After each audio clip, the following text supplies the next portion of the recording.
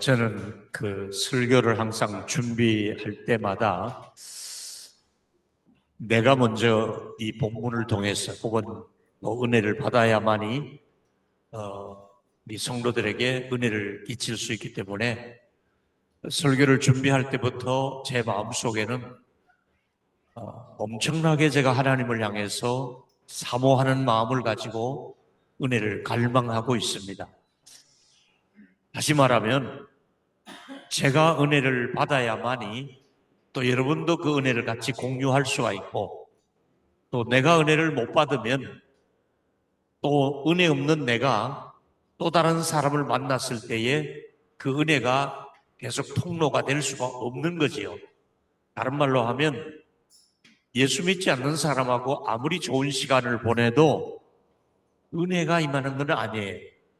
근데 잠깐만 봐도 예수 믿는 영이 같이 성령이 함께하는 사람하고 만나서 대화를 하고 식사를 하고 헤어져도 영적으로 통하는 게 있기 때문에 그를 통해서 우리가 은혜가 전달되고 또 은혜가 내 안에 찾아오기도 하고 그렇습니다. 여러분 아실 일은 그 은혜라고 하는 뜻이 뭐냐 하면 받을 자격도 없는 사람에게 값없이 주시는 호의라는 뜻이에요. 그러니까 은혜는 내가 뭘 해서 공로가 있어서 자격이 있어서 주시는 것이 아니라 아무 자격도 없어요. 잘한 것도 없어요. 그런데 하나님께서 자격 없는 자에게 거저 주시는 호의, 거저 주시는 선물, 이런 뜻이 은혜예요. 그러니까 오늘 여러분들이 은혜를 받을 만한 자격이 없어요. 그래도 하나님은 여러분에게 은혜를 주시려고 오늘도 이 말씀을 하나님이 우리에게 주셨고 또 오늘 이 말씀을 통해서 우리가 은혜를 받기를 원하는데, 우리가 세상에 살면서 필요한 것이 많지만은 꼭 필요한 것 얘기하라면 저는 꼭 은혜가 필요하다, 이 말을 꼭 하고 싶었어요. 오늘 느헤미야라고 하는 사람이 하나님 앞에 은혜를 구하는 모습이 본문에서 나타나고 있습니다. 조금 전에 읽었지만은 한 번 더 느헤미야가 어떻게 해서 이렇게 기도를 하게 되는가 하는 것이 전체 설교를 들으면서 우리가 받아야 될 메시지입니다. 한 번 더 읽어볼까요? 시작. 네, 하나님이여, 내가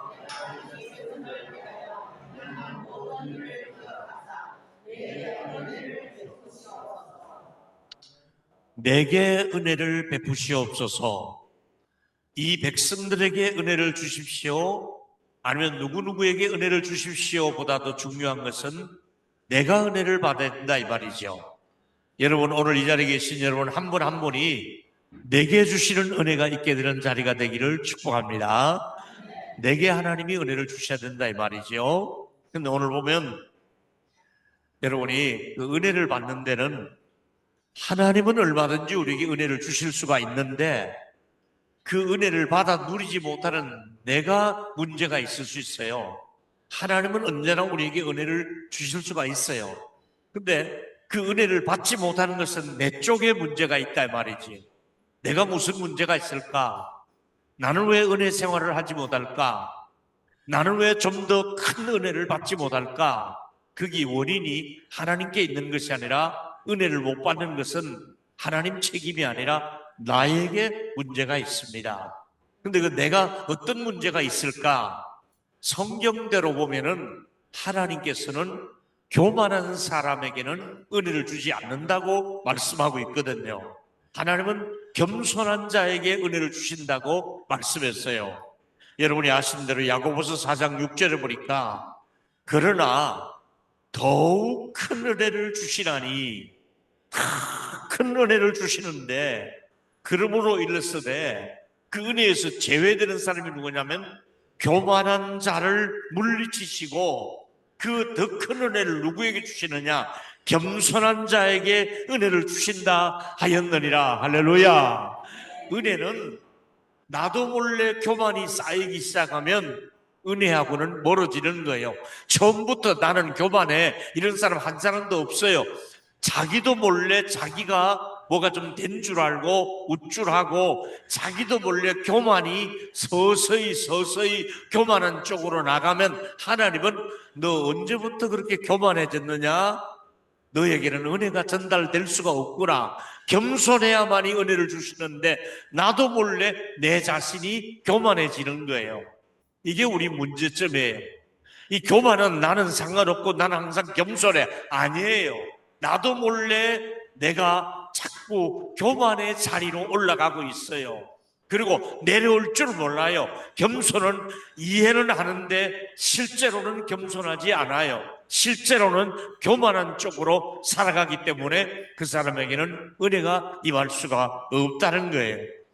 또다시 우리가 은혜를 가로막는 것 중에 하나가 뭐냐면 세상을 너무 사랑하면 세상을 사랑하는 마음이 내 마음을 지배하고 있기 때문에 가치관이 온전히 하나님 것이 아니라 세상 것들이 내 안에 들어와 있기 때문에 하나님의 사랑이 그 속에 머물 수가 없다고 요한 1서 2장 15절에 말씀하고 있거든요. 이 세상이나 세상에 있는 것들을 사랑하지 말라.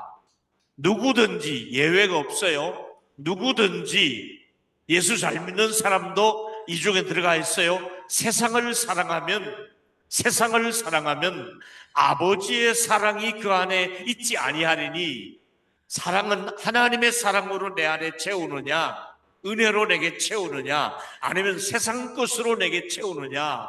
여러분이 한국에 와서 조심할 일은 너무너무 화려해 보이고 좋아 보이고 또 여유 있게 살아 보이니까 그것이 너무 좋아가지고 그것이 목적이 되면 안 되는 거예요. 나는 하나님의 사랑으로 내 마음을 채우리라. 할렐루야. 하나님의 사랑으로 채워줘야 은혜가 우리가 넘칠 수 있지 세상의 것을 너무 부러워하거나 좋아할 필요는 없다 이 말이지요. 이 세상에 있는 모든 것들이 육신의 정욕과 안목의 정욕과 이생의 자랑이니 다 아버지께로 온 것이 아니요 세상으로부터 온 것이라. 하나님이 주신 것들이 아닌데 세상에 화려해 보이는 것에 속지 말라. 오늘 오후 예배 설교가 그거예요. 가짜 성공에 속지 말라. 가짜에게 속지 말라. 우리는 진짜를 줘야 되는데 세상 사람들이 가지고 있는 가짜에 너무 좋아할 필요가 없다 이 말이에요. 자, 그렇다면 또 여러분들이 조심할 일은 성경은 돈을 사랑함이 일만하게 뿌리가 되나니 돈 자체는 선도 악도 아니에요. 근데 너무 그 돈을 집착하고 너무 돈을 벌벌벌 떨고 너무 돈만 챙기면 그는 돈을 너무 사랑하는 사람이 되는 거야. 돈을 사랑하면 일만하게 뿌리가 되나니 악한 것과 돈이 연결되거든요. 그래서 여러분들은 이 세상의 모든 돈이나 욕심을 너무 부리면 은혜하고는 점점 멀어질 수가 없고 내 자신이 우상이 될 수도 있고 돈이 우상이 될 수도 있기 때문에 그런 거예요. 은혜하고 또 멀어지는 케이스가 있는데 그게 누가 은혜를 못 받게 하느냐? 누군가를 미워하는 사람이 있어. 누군가가 용서가 안 돼. 누군가하고는 담을 쌓고 지내.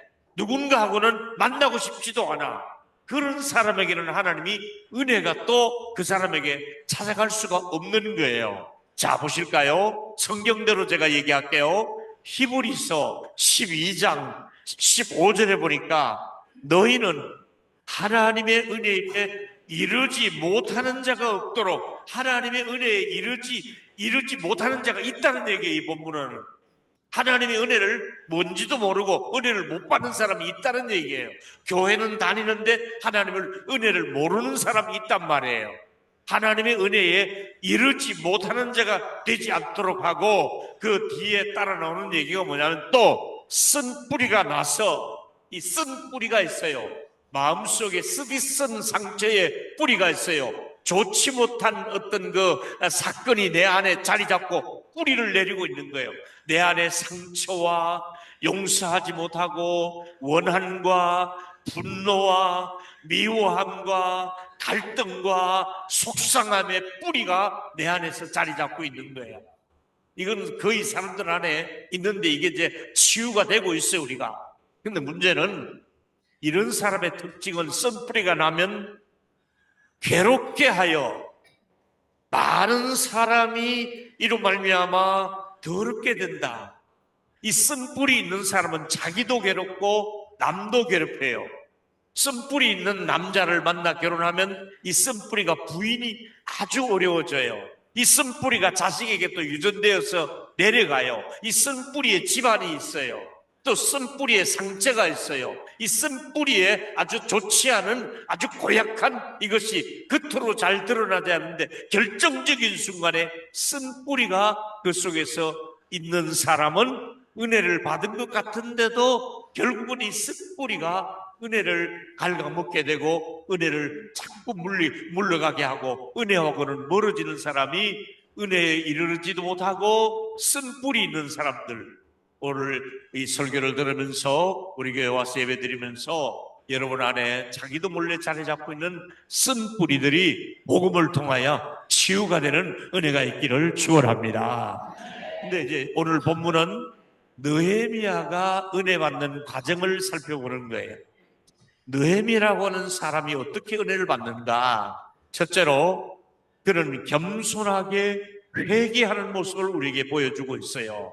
뭘 회개하느냐면은 느헤미야가 조국에 다녀온 사람의 소식을 물으니까 성전이 다 불타버리고 성전이 다 무너져버리고 성전의 담들이 다 허물어져서 성곽들이 다 무너졌다는 얘기를 듣고, 야, 우리 할아버지 때 살아왔던, 우리 아버지들이 살아왔던 이 성전이 저렇게 불타고 넘어졌단 말인가 하고 생각하니까, 고향을 생각하니까 눈물이 나는 거예요. 그 눈물로 기도하는 내용이 이제 시작되는 거예요. 느헤미야 1장 6절에 보니까 이제 종이 주의 종들인 이스라엘 자손을 위하여 주야로 기도하오니 우리 이스라엘 자손이 주께 범죄한 죄들을 기억하오니. 뭘 기도합니까? 우리 자손들이, 아니 우리의 그 모든 사람들이 범죄했다는 거예요. 무슨 범죄를 했느냐? 우상 숭배했잖아요. 그래서 솔로몬 때 나라가 그 이후로 두 쪽이 나고 북이스라엘로 남유다로 있다가 결국은 포로로 끌려갔잖아요. 바벨론으로 끌려간 이유가 우상 숭배 때문에 나라가 망하게 되었잖아요.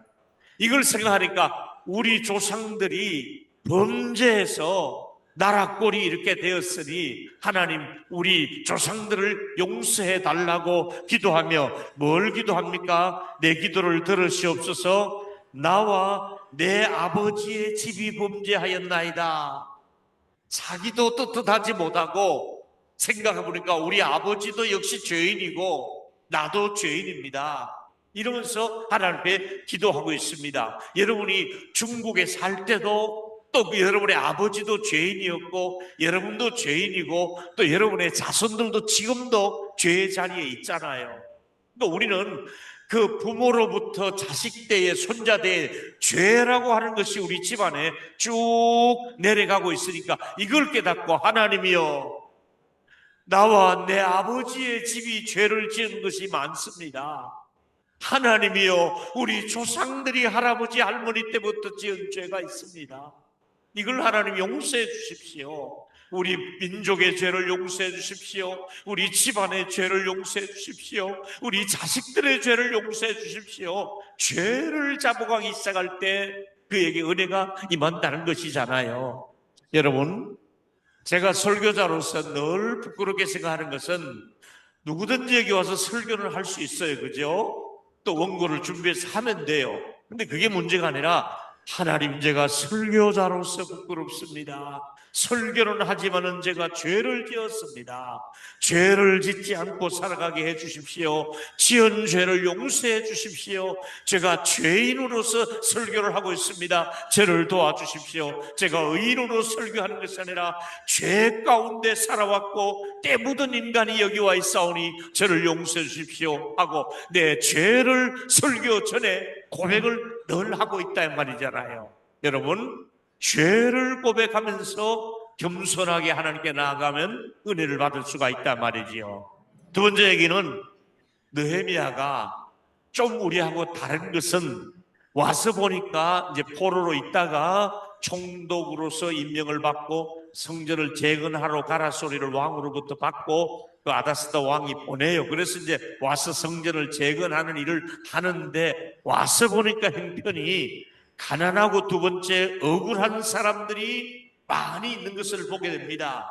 보니까 이제 돌아와서 보니까 그렇고, 돌아온 사람도 그렇고, 여기 살고 있는 사람들 보니까 이 사회 제도가 잘못된 게 많이 있는 거예요. 그게 뭐냐 하면 보니까 느헤미야 5장으로 들어가 10절에 보니까 나와 내 형제와 종들도 역시 돈과 양식을 백성에게 구워 주거니와 우리가 그 이자 받기를 그치자. 이게 무슨 얘기죠? 지금 굶어 죽어가는 사람들이 수두룩한데 먹고 살기 위해서는 부자에게 찾아와서 돈 좀 빌려주세요. 근데 빌려주는 건 좋은데 이자라는 게 일반 개념의 이자가 있는데 폭리의 이자. 요새 여러분 뭐 돈을 어디 가서 카드 회사 말고 안 막으려고 어디 가서 돈 급하게 돌리면요 큰일 나는 돈 있잖아요. 왜? 엄청나게 폭리의 이자를 취하고 안 되면 막 차업해버리고 안 되면 막 장기 내놓으라 그러고 그런 범죄가 일어나고 있잖아요. 특히 중국에 보면 그런 말이 있어가 뉴스에 나오잖아요. 그러니까 이자가 일반 은행에서 얘기하는 그 정도 받는 게 아니라 너무 많은 이자를 돈을 가지고 받고 있으니까 이거 이제 그만하자. 이 가난한 사람을 생각해야 되지 이렇게 높은 이자를 받아서 되겠느냐 이러면서 우리 이런 것부터 이제 조금씩 우리가 정리를 하자 이러면서 어떤 일을 하는가 11절에 보니까 너희는 그들에게 오늘이라도 그들의 밭과 포도원과 감나무와 집 그러니까 밭을 잡히기도 하고 포도밭을 바치기도 하고 감람나무 몇 개 있는 거 그걸 바치기도 해가지고 거기서 구워준 것들을 이제 구워준 모든 돈이나 양식이나 포도주의 모든 것들을 돌려보내라. 100분의 1만 받고 돌려보내라. 아주 적은 이자 조금만 받고 이제 그들이 먹고 살도록 해야 되지. 그 돈 얼마 빌려가는데 거기다가 이자가 더 커버리고 나중에는 여러분 500만 원 빌린 것이 이자가 늘어나서 3천만 원이 되고 막 그게 많이 있잖아요. 원금은 500 빌렸는데 이게 막 이자가 늘어나서 3천만 원 내놓는 그런 사람이 우리 주변에 많이 있잖아요. 이런 거 그만하라. 이런 일을 개혁한 사람이 소위 사회 개혁, 이 개혁을 한 사람이 느헤미야라고 하는 총독입니다. 아주 유명한 분이고 좋은 분입니다. 성경에 아주 좋은 리더십을 가지고 있는 사람입니다. 느헤미야는 그런데 어떻게 하는지 아세요? 말로만 이렇게 하는 것이 아니라 자기 자신부터 이제 욕심을 버리고 솔선수범해서 헌신하는데 어떻게 하느냐? 느헤미야 5장 14절에 들어가니까 또 한 유다왕 총독으로부터 세움을 받고 곧 아다사스도 왕 제20년부터 제30년까지 12년 동안 나와 내 형제들이 총독의 녹을 먹지 아니했다.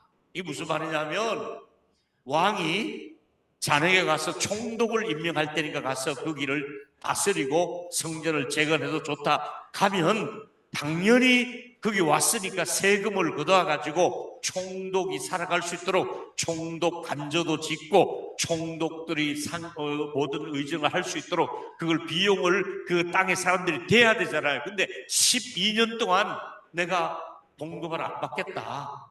그런 세금을 내가 거두지 않겠다. 이러면서 자기 자신을 비워요.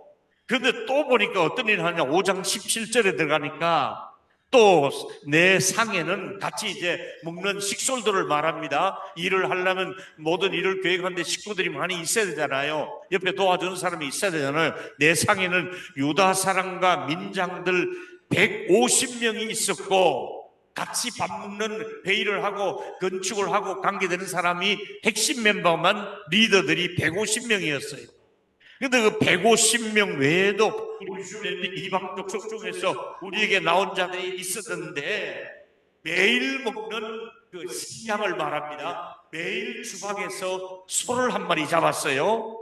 소 한 마리와 살찐 양 6마리를 잡았고 닭도 많이 준비하고 열흘에 한 번씩은 각종 포도주를 갖추었으니 비록 이같이 하였을지라도 그 다음 말이 중요합니다. 내 총독의 녹을 요구하지 아니하였으면 이 백성의 부역이 중요하다.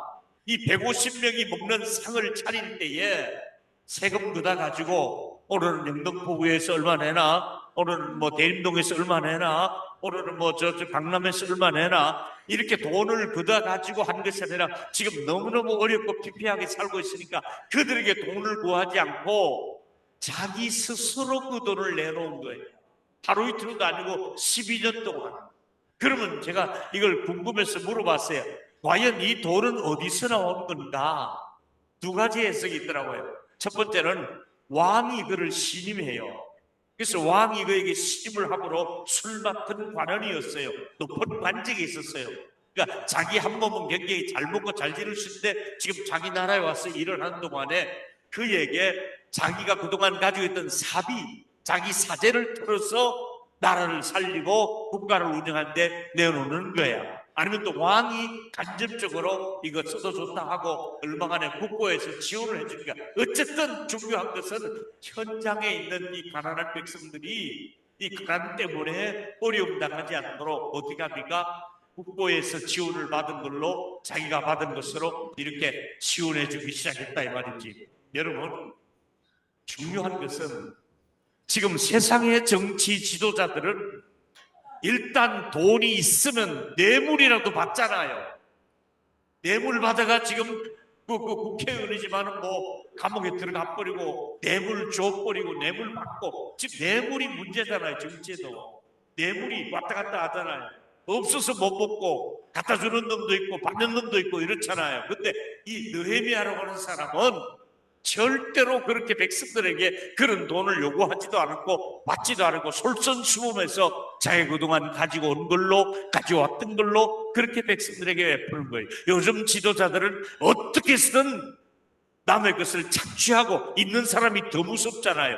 그렇게 해서 없는 돈도 있는 돈도 쫙 긁어 모아서 자기 것으로 만드는데, 느헤미야는 오히려 자기 것을 가지고 이 일을 추진하면서 솔선수범하며 자기를 희생하고 있으니까 하나님 앞에 기도하는 거예요. 하나님, 내가 한 일을 좀 기억해 주시고 이런 일을 계속하기에는 내가 역부족이오니 하나님 내게 은혜를 베풀어 주시옵소서. 느헤미야가 이미 은혜를 받았기 때문에 이런 일을 지금까지 해왔고 앞으로도 은혜를 주셔서 이 일을 감당했다면 여러분에게도 이런 은혜를 주시기를 축복합니다. 이 은혜가 중요합니다. 제가 그런 마음으로 지금 살아가고 있잖아요. 하나님, 제가 현직에 있을 때보다도 지금 은퇴한 이후에는 하나님, 내가 누구에게 손 벌리고 내가 누구에게 뭘 달라 이거보다도 하나님, 그동안 주신 것이 너무나 감사하니 어떻게 해서든 베풀고 살게 해 주시옵소서. 우리가 끝까지 내가 세상을 떠난 날까지 누구에게 손 벌리지 않고 오히려 베풀며 살게 해 주시옵소서. 이게 제 개인적인 우리 부부의 기도 제목이기도 합니다. 자, 그렇다면 여러분, 세 번째가 이제 중요합니다. 오늘 핵심인데요. 느헤미야는 은혜를 어떻게 받느냐면 말씀과 기도를 통해서 은혜를 경험하게 되는 것이 본문입니다. 본문에 보니까 느헤미야 1장 11절에 주여 구하오니 귀를 기울여 종의 기도와 주의 이름을 경외하는 기뻐하는 종들의 기도를 들으시고 오늘 종이 형통하여 이 사람 앞에 은혜를 있게 하옵소서. 이게 무슨 말이냐면 우리 동료들이 조국에 갔다 왔다는 소식을 듣고 나라가 망했다는 얘기를 듣고 슬퍼서 며칠을 금식하고 왕 앞에 나가니까 왕이 자네 얼굴이 안색이 왜 이렇게 안 좋은가 하니까 그때 하나님께 잠깐 기도를 하고 내가 이 사람 앞에서 내가 하는 말이 왕 앞에서 은혜를 입기를 원합니다. 이렇게 얘기를 하는 거예요. 여러분, 이런 기도를 해야 돼요. 여러분이 일터에 들어갈 때 그냥 가지 마시고 하나님, 내가 일하는 이 집에 하나님이 은혜를 주셔서 나와 이 사람 사이에 은혜가 있게 하여 주시옵소서. 아멘. 그게 필요하다 이 말이에요. 은혜를 주시옵소서. 그러니까 왕이 그 얘기를 듣자마자 은혜를 바로 베푸셔서 그런가? 그러면 자네 어서 고향에 다녀오게나.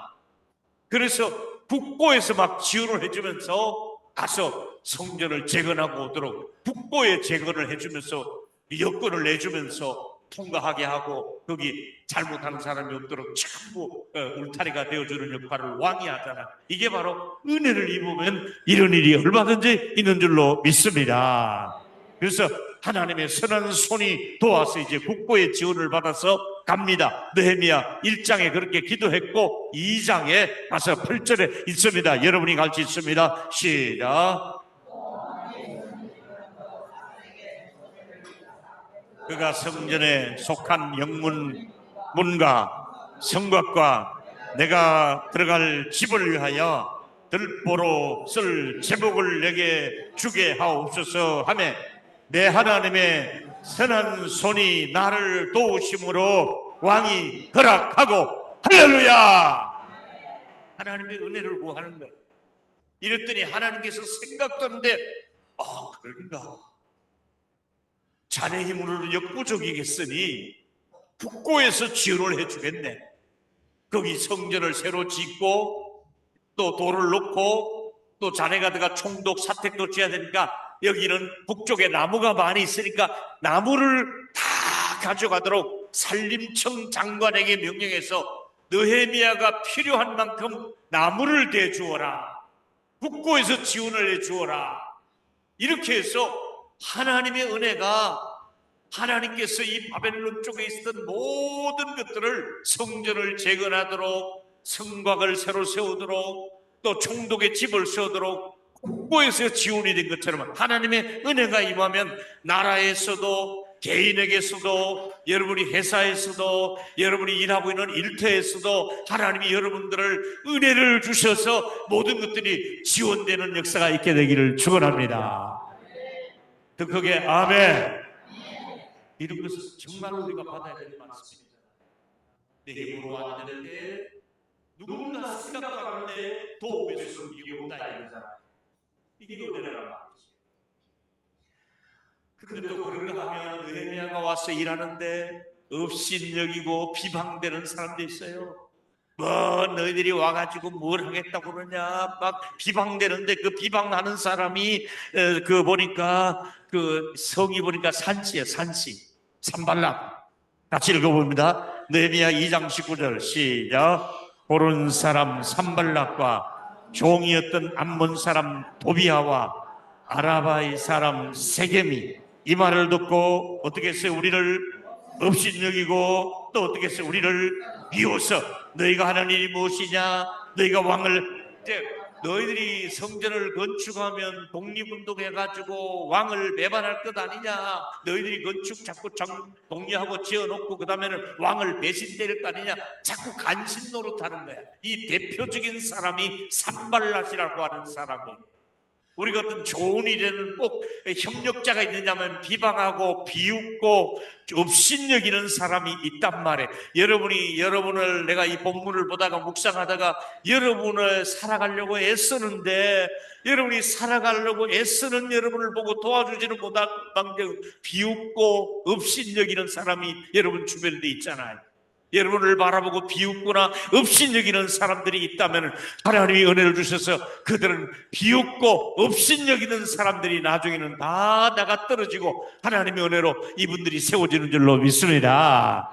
여러분들을 향해서 비웃는 사람들을 하나님께서 여러분들을 다시 세워주시고 그들이 부끄럽게 되는 역사가 있기를 축원합니다. 절대로 여러분들을 비웃지 않도록 말입니다. 여러분 시대는 달라도 상황은 달라도 은혜의 동문은 여전히 말씀과 기도입니다. 이제부터 이 수문학 광장으로 여러분을 안내하겠습니다. 느헤미야가 돌아와서 가장 중요한 일은 바로 수문학 광장에 백성들을 모았습니다. 8장으로 들어가니까 느헤미야가 8장 1절과 2절이 느헤미야가 한 일입니다. 여러분이 한번 읽어봅니다. 시작. 이스라엘 자손이 자기들의 성읍에 거주하였더니 7째 달에 이르러 모든 백성이 일제히 수문학 광장에 모여 박사 에스라에게 여호와께서 이스라엘에게 명하신 모세 율법책을 가져오기를 청하며 7째 날 초하루에 제사장 에스라가 율법책을 가지고 회중 앞에 곧 남자나 여자나 알아들을 만한 모든 사람 앞에 이르러 특별 강사를 모셨어요. 하나님의 말씀에 익숙한 학사 에스라를 알고 학사 에스라를 모시고 와서 수문학 광장, 우리말로 하면 여의도 광장 같은 데다가 모든 백성들이 수원도 살고 남양주도 살고 저 경기도도 살고 대전도 살고 있는 모든 백성들, 유다인들아 다 모여라. 포로에서 돌아온 사람들 다 모여라. 여기 살고 있었던 사람들은 다 모여라. 장소는 수문 앞 광장에 모인 거예요.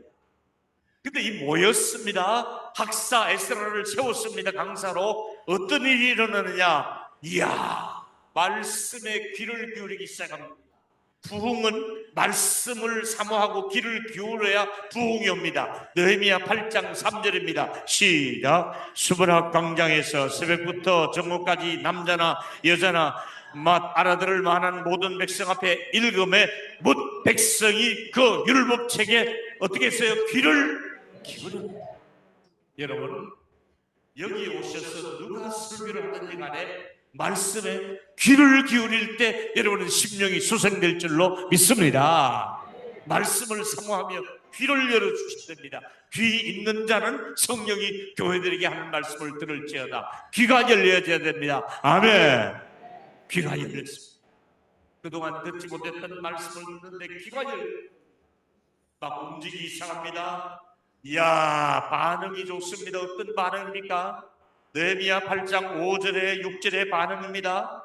에스라가 모든 백성 위에 서서 그들의 목전에서 책을 펼 때 모든 백성이 일어서서 말씀을 받는데 에스라가 위대하신 하나님 여호와를 송축하며 모든 백성이 손을 들고 아멘 아멘 응답하고 할렐루야.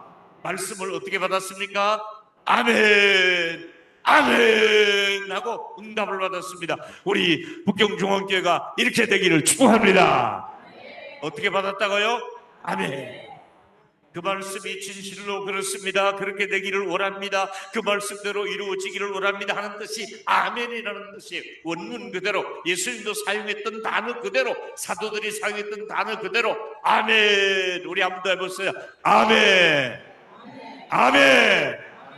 이 아멘이 그 뜻대로 되기를 원합니다. 그 기도대로 되기를 원합니다. 그 축복대로 되기를 원합니다 하고 아멘. 기도는 대표로 했지만 다 같이 우리가 아멘 하면 우리 권사님의 기도가 그대로 되기를 원합니다. 아멘. 내 기도가 되고 그런 거예요. 우리 뜨겁게 한번 뜨겁게 따라합시다. 아멘. 말씀을 어떻게 받았어요? 아멘. 이렇게 받았어요. 설교는 아멘으로 먹는, 아멘은 은혜를 받는 수조와 같은 상을 차려놨어요. 숟가락이 있어야 될 거 아니에요.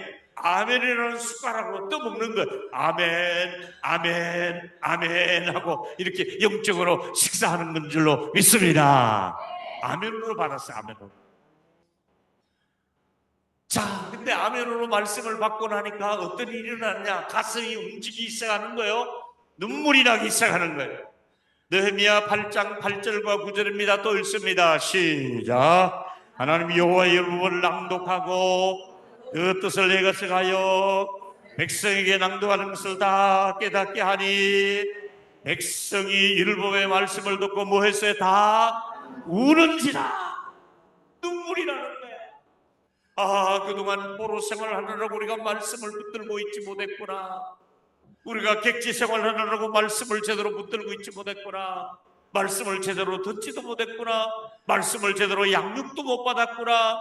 말씀을 받고 다 울기 시작했습니다. 오죽하면 그만 좀 울어라, 그만 좀 울어라. 설교가 안 될 정도로 눈물을 흘릴 거예요.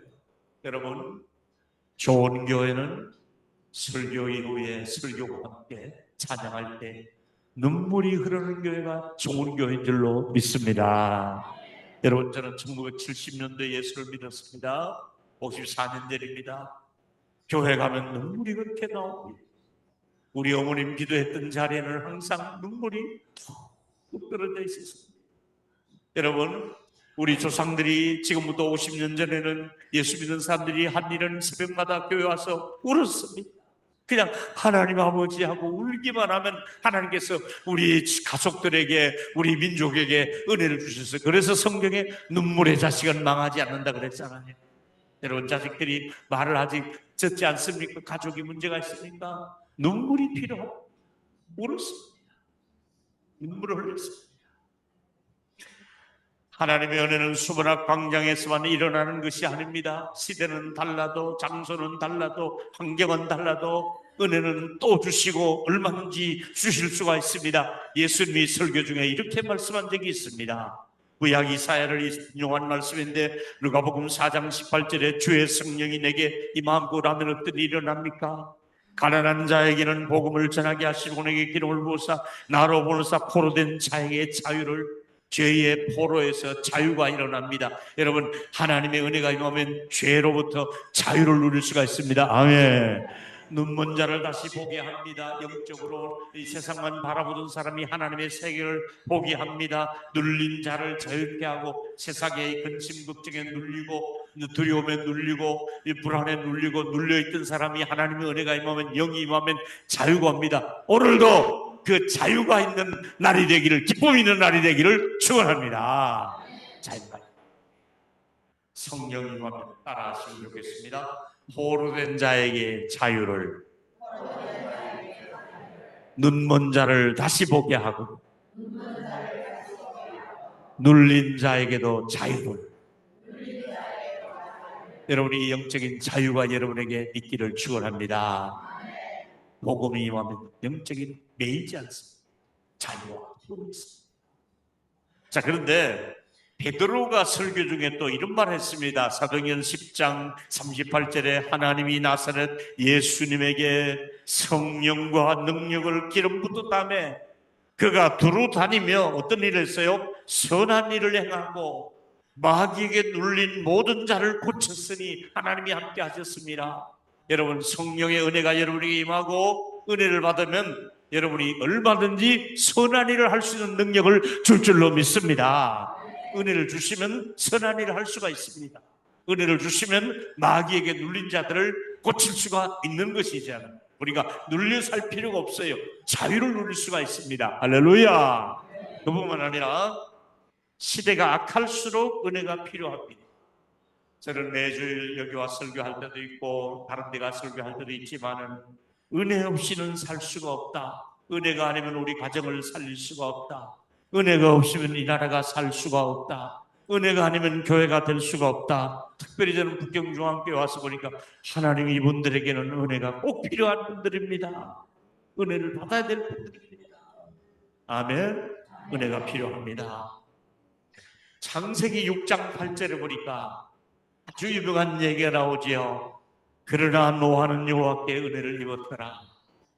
여기 노아 이름 대신에 여러분의 이름을 넣고 그러나 누구누구는 은혜를 입었더라.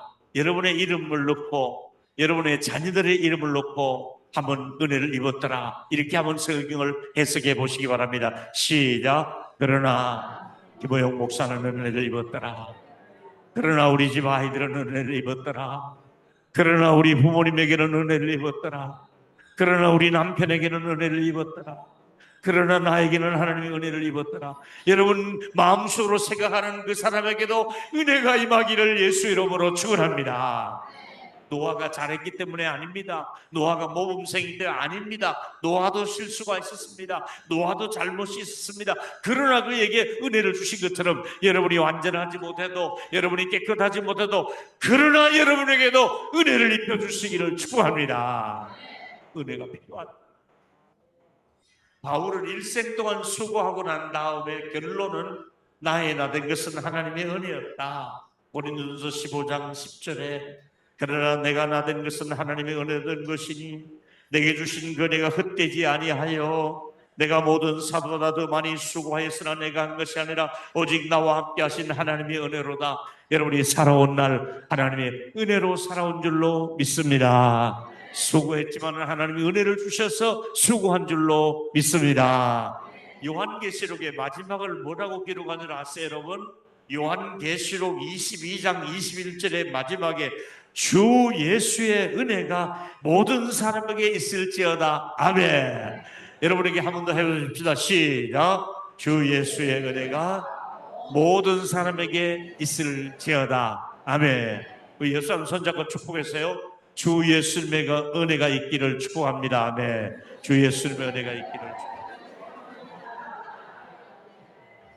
아멘이죠. 요한의 계시록을 끝날 때 은혜로 우리에게 끝마침을 하잖아요.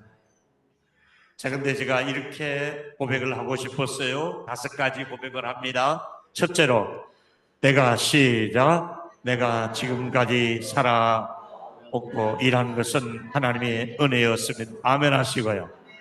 두 번째, 시작. 나는 앞으로도 은혜를 더 받아 풍성한 삶을 누리며 복음을 전할 것입니다. 아멘. 세 번째, 하나님의 은혜는 내게만 아니라 내 자녀와 가족들, 교회에 넘치도록 주실 것입니다. 아멘.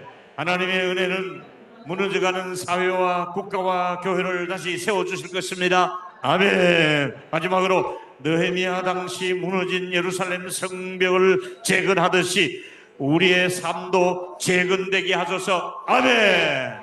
이런 은혜를 하나님이 주실 줄로 믿습니다. 여러분, 저에게 정말 필요한 것, 절박하게 필요한 것은 은혜였습니다. 여러분이 좋아하는 돈보다도 중요한 것이 은혜인 줄로 믿습니다. 따라했으면 좋겠습니다. 옆 사람 손잡고 말씀하십시오. 돈보다 중요한 게 은혜입니다. 한 번 더, 성공보다 중요한 것이 은혜입니다. 아멘이죠? 좋은 직분자가 되는 것보다도 은혜를 먼저 받으면 좋은 직분자가 되는 줄로 믿습니다. 좋은 엄마가 먼저 되면, 좋은 아빠가 먼저 되면 아이들도 더 좋아질 줄로 믿습니다. 제가 제자 훈련을 하다 보니까, 여러분을 가르치다 보니까 나도 좋아지는 거야. 아멘. 제자 훈련은 남을 좋게 해주는 것이 아니라 내 자신을 위해서 훈련을 받는 거예요. 내가 은혜를 받고 나면 더 주변 사람이 좋아지더라 이거든. 아멘. 여러분, 혹시 여러분 속에 교만이나 상처나 욕심을 치유하고 회복하는 일은 하나님이 절대 여러분을 버리지 않겠다는 약속의 말씀을 붙들면 됩니다. 조금 전에도 제가 돈 얘기를 했습니다만은 미안합니다. 성경은 이렇게 말하고 있습니다. 돈에 대해서 고민하거들랑 이 말씀을 붙들면 됩니다. 히브리서 13장 5절입니다. 같이 읽겠습니다. 시작. 돈을 사랑하지 말고 있는 바를 족한 줄로 알라. 그가 친히 말씀하시기를 내가 결코 너희를 버리지 아니하고 너희를 떠나지 아니하라. 할렐루야. 아멘. 지난 8월달에 제 생일이었어요. 친구들로 좀 목사님 친구들 있잖아요. 내가 데려왔던 전원들이 그 생일 식사만 사줘도 고마운데 오늘 10만 원씩을 주더라고요. 친구들이까지. 고맙죠. 저한테는 또 더 많은 돈을 주셨어요. 근데 그렇게 주었을 때 돈을 사랑하면 안 돼요. 제가 어떻게 하느냐. 지난달에 또 중국에서 우리 16명의 우리 중국 지도자들이 왔잖아요. 그래서 제가 먼저 100만 원을 또 드리며 목사님 이걸로 식사비도 하고 좀 쓰세요 하고 또 내놨죠. 그러니까 여러분, 이렇게 돈이라고 하는 것은 내 주머니에 돈이 들어왔다가 돈이 말을 한다면 아이고 주인님 나를 이 귀한 곳에 쓰십니까? 고맙습니다. 얼른 갔다 오겠습니다. 할렐루야. 돈이 이렇게 말을 해야 돼. 근데 돈이 아이고 그렇게 아끼고 발발 떨더니 결국은 사기꾼에게 날 보냅니까? 병원 응급실로 날 보냅니까? 이 돈이 꼭 이럴 때 내가 가야 되겠습니까? 이 돈이 보이시피싱에게 가야 되겠습니까?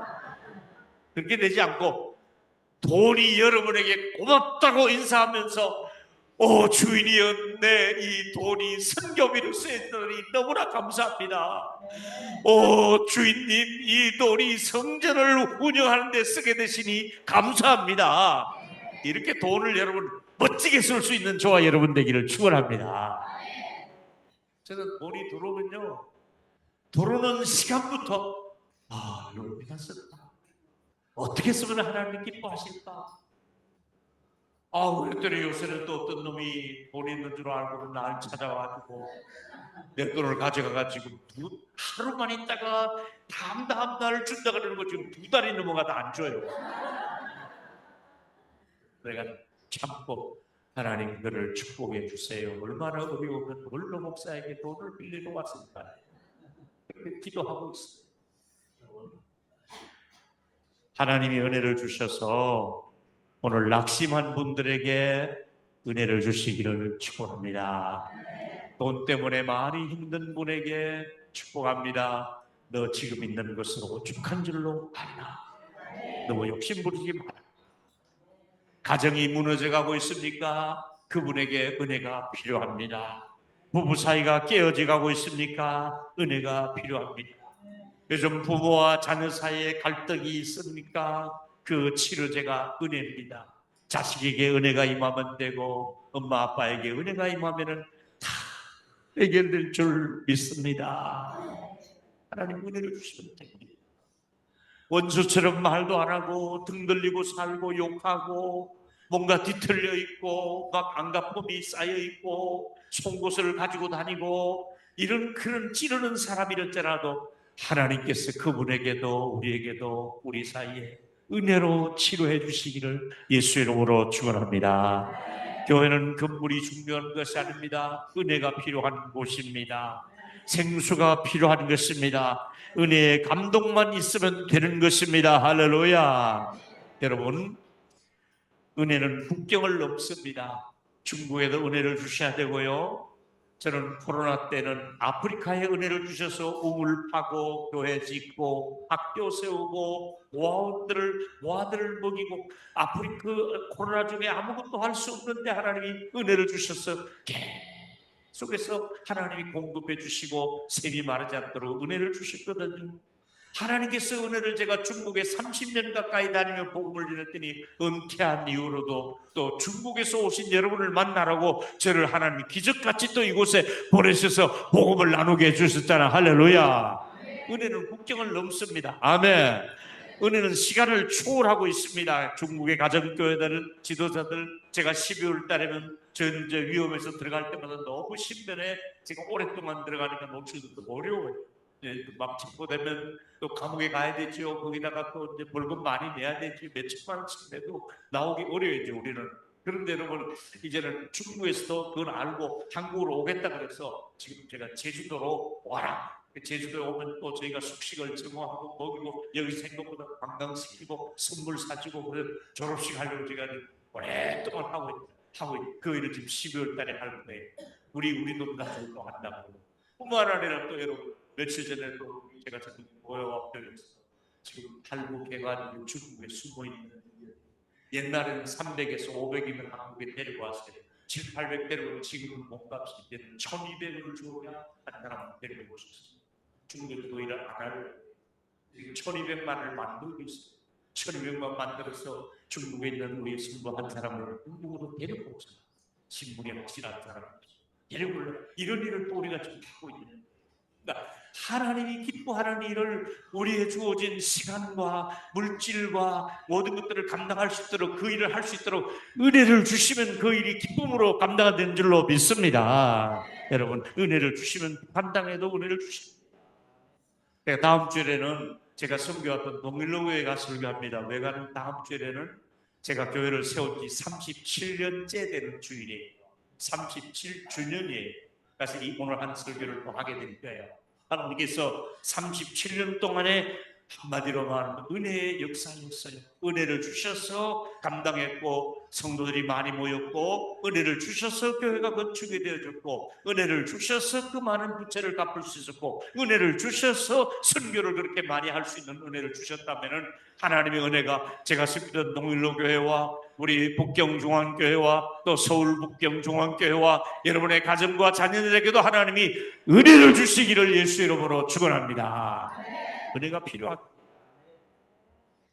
여러분 이제 건강도 은혜를 주셔서 조금씩 더 좋아지시고 재산도 또 여러 가지 재력도 또 기쁨도 이게 시간이 지나면 따라했으면 좋겠습니다.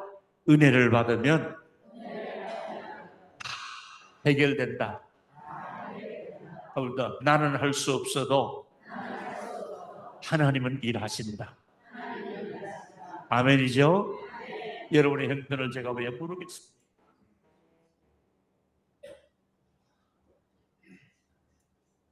어떨 땐 여러분을 생각하면 저도 눈물이 얼마나 고단하게 일했습니까? 얼마나 힘들습니까?